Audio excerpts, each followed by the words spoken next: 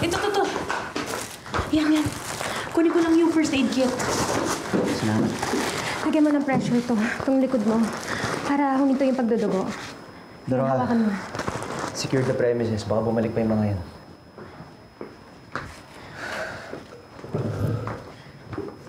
Sorry talaga ha, nang dahil sa akin nasugatan ka patuloy. Ginagawa ko lang yung trabaho, Amelie. Bakit ka pala pumunta dito? Dapat papunta na ako sa'yo para makibalita. Yun nga rin sinadya ako dito eh. Natunto na ang lugar kung saan nag-vlog si Brendan Salazar. Pero wala na siya ron. Hindi na siya inabutan ng SIU. Ito na. Magpapasama lang ako kay Agent Roja. Pupunta kami sa security office para i-report yung insidente. Feel at home, ha? So, paano yan? Paano mahanap ang asawa ko? May ibang anggulo pa naman kami tinitingnan, Millie.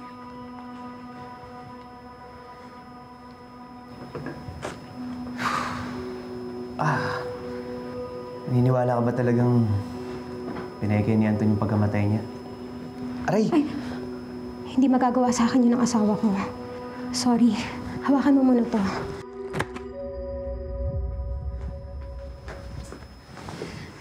Frustrate lang kasi talaga ako eh.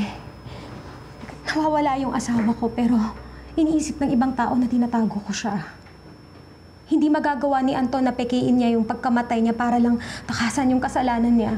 Hindi magagawa yun ng asawa ko. Alam kong hindi siya perpektong asawa pero hindi niya ako iiwan.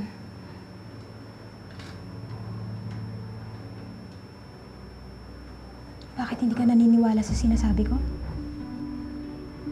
Sana lang deserve ni Anton lahat ng paniniwala mo sa kanya. Alam mo ba,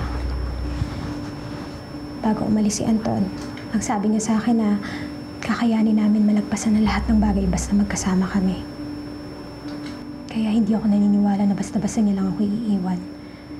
Kung wala man siya ngayon, iisa lang ang dahilan nun. May humahawak sa kanya. May pumipigil sa kanya para umuwi sa akin. Yung asawa ni Anton Rosales. Napilitan po akong lumabas dito para pabulaanan yung mga kasinungalingan ni Brendan Salazar. Wala pong katotohanan yung mga paratang niya sa amin. Hindi po totoo na gawa-gawa lang ng asawa ko yung pagkawala niya. Dahil totoo pong nawawala po yung asawa ko. Hindi ko po alam kung nasaan siya. Saan siya hahanapin? Saan magsisimula? Ganyan nga, Anton. Sleep tight. Pinagbintangan na ako ng mga kamag-anak ng asawa ko sa pagkawala. Pero tinanggap ko po yun. Dito ka lang muna, Anton.